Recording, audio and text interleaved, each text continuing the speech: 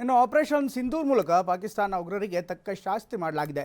Operation ನೇತೃತ್ವವನ್ನು ವಹಿಸಿದಂಥ ನಮ್ಮ ಕರ್ನಾಡಿನ ಸೊಸೆ ಕರ್ನಲ್ ಸೋಫಿಯಾ ಕುರೇಶಿ ಬಗ್ಗೆ ನಾಲಿಗೆ ಹರಿಬಿಟ್ಟಿದ್ದಂಥ ಮಧ್ಯಪ್ರದೇಶದ ಸಚಿವನಿಗೆ ಈಗ ಶಾಸ್ತಿಯಾಗಿದೆ. मोदी जी ने उनकी बहन को उनकी ऐसी की तैसी करना हमारे जहाज से उनके घर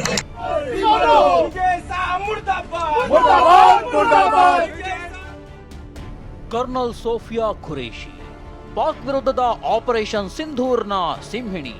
ಪಹಲ್ಗಾಮ್ ಉಗ್ರ ದಾಳಿಗೆ ಪ್ರತೀಕಾರವಾಗಿ ಭಾರತ ಸೇನೆ ನಡೆಸಿದ ದಾಳಿಯ ಹಿಂದೆ ಇರುವ ಸ್ತ್ರೀ ಶಕ್ತಿ.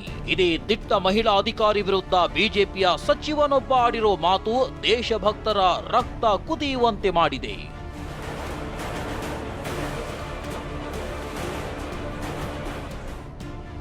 ಕರ್ನಲ್ ಸೋಫಿಯಾ ಕುರೇಶಿ ವಿರುದ್ಧ ಅವಹೇಳನಕಾರಿ ಹೇಳಿಕೆ.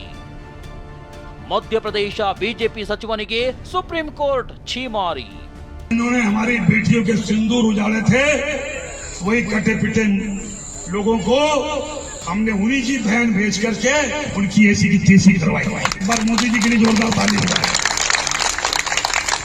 उन्होंने कपड़े उतार के हमारे हिंदुओं को मारा और मोदी जी ने उनकी बहन को उनकी ऐसी की तैसी करने हमारे जहाज से उनके घर. ಆಪರೇಷನ್ ಸಿಂಧೂರ್ ಭಾರತದ ಮಹಿಳೆಯರ ಸಿಂಧೂರ ಅಳಿಸಿದ ಭಯೋತ್ಪಾದಕರ ರುಂಡ ಚಂಡಾಡಿದ ರೋಚಕ ಕಾರ್ಯಾಚರಣೆ. ಈ ಕಾರ್ಯಾಚರಣೆಯ ಸಕ್ಸಸ್ ಬೆನ್ನಲ್ಲೇ ಕೇಳಿ ಬಂದ ವೀರನಾರಿ ಹೆಸರೇ ಸೋಫಿಯಾ ಕುರೇಶಿ. ಆದರೆ ಮಧ್ಯಪ್ರದೇಶದ ಸಚಿವ ವಿಜಯ್ ಶಾ ಕರ್ನಲ್ ಸೋಫಿಯಾ ಬಗ್ಗೆ ಬಾಯಿಗೆ ಬಂದಂತೆ ಮಾತನಾಡಿದ್ದಾರೆ. ಸೋಫಿಯಾ ಭಯೋತ್ಪಾದಕ ಸಹೋದರಿಯಂತ ಎಲುಬಿಲ್ಲದ ನಾಲಗೆ ಹರಿಬಿಟ್ಟಿದ್ದಾನೆ. ಸಚಿವ ವಿಜಯ್ ಅವಹೇಳನಕಾರಿ ಹೇಳಿಕೆ ವಿರುದ್ಧ ದೇಶದಾದ್ಯಂತ ಆಕ್ರೋಶ ಹೊರಬೀಳ್ತಿದ್ದಂತೆ ಮಧ್ಯಪ್ರದೇಶ ಹೈಕೋರ್ಟ್ ಮಧ್ಯಪ್ರವೇಶಿಸಿದೆ. ತಕ್ಷಣ ಸಚಿವ ವಿಜಯ್ ಶಾ ವಿರುದ್ಧ ಎಫ್ಐಆರ್ ದಾಖಲಿಸುವಂತೆ ಆದೇಶ ನೀಡಿದೆ. ಮಧ್ಯಪ್ರದೇಶ ಹೈಕೋರ್ಟ್ ಆದೇಶದಂತೆ ತಮ್ಮ ವಿರುದ್ಧ ಎಫ್ಐಆರ್ ದಾಖಲಾಗ್ತಿದ್ದಂತೆ ಸಚಿವ ವಿಜಯ್ ಶಾ ಸುಪ್ರೀಂ ಕೋರ್ಟ್ ಮೆಟ್ಟಿಲೇರಿದ್ರು. ತಮ್ಮ ವಿರುದ್ಧ ದಾಖಲಾಗಿರೋ ಎಫ್ಐಆರ್ ರದ್ದುಗೊಳಿಸಬೇಕು ಅಂತ ಸುಪ್ರೀಂ ಕೋರ್ಟ್ಗೆ ಅರ್ಜಿ ಹಾಕಿದ್ರು. ಆದರೆ ಸುಪ್ರೀಂ ಕೋರ್ಟ್ ಛೀಮಾರಿ ಹಾಕಿದೆ. ಕರ್ನಲ್ ಸೋಫಿಯಾ ವಿರುದ್ಧ ಅಂತಹ ಹೇಳಿಕೆ ನೀಡುವ ಅಗತ್ಯವೇನಿತ್ತು ಎಂದು ಸಿಜೆಐ ಗವಾಯಿ ಪ್ರಶ್ನಿಸಿದ್ದಾರೆ. ಉನ್ನತ ಹುದ್ದೆಯಲ್ಲಿರುವ ವ್ಯಕ್ತಿಯಿಂದ ಇಂತಹ ಹೇಳಿಕೆ ನಿರೀಕ್ಷಿಸಿರಲಿಲ್ಲ. ಹೈಕೋರ್ಟ್ನಲ್ಲಿ ಹೋಗಿ ಕ್ಷಮೆಯಾಚಿಸಿ ಅಂತ ಸಿಜೆಐ ಗವಾಯಿ ತರಾಟೆಗೆ ತೆಗೆದುಕೊಂಡಿದ್ದಾರೆ. ಮಧ್ಯಪ್ರದೇಶ ಸಚಿವನ ವಿರುದ್ಧ ಬೆಳಗಾವಿಯಲ್ಲೂ ಎಫ್ಐಆರ್. ಕರ್ನಲ್ ಸೋಫಿಯಾ ಕುರೇಶಿ ಬಗ್ಗೆ ಆಕ್ಷೇಪಾರ್ಹ ಹೇಳಿಕೆ ನೀಡಿದ್ದ ಸಚಿವ ವಿಜಯ್ ಶಾ ವಿರುದ್ಧ ಬೆಳಗಾವಿಯಲ್ಲೂ ಎಫ್ಐಆರ್ ದಾಖಲಾಗಿದೆ. ನಮ್ಮ ದೇಶದ ಹೆಮ್ಮೆಯ ಮಗಳಾದ ಸೋಫಿಯಾ ಕುರೇಶಿ ಅವರ ಕುಟುಂಬಸ್ಥರ ಮೇಲೆ RSS ಬೆಂಬಲಿತ ಹಿಂದೂಗಳು ದಾಳಿ ಮಾಡಿ ಅವರು ಅಲ್ಲಿ ಸ್ಥಳಾಂತರ ಮಾಡಲಿಕ್ಕೆ ಕಾರಣರಾಗಿದ್ದಾರೆ ಅಂತ ಹೇಳ್ಬಿಟ್ಟು ಈಗಾಗಲೇ ಹೇಳಿದಾಗೆ ಅದೊಂದು ಸುಳ್ಳು ಸುದ್ದಿ.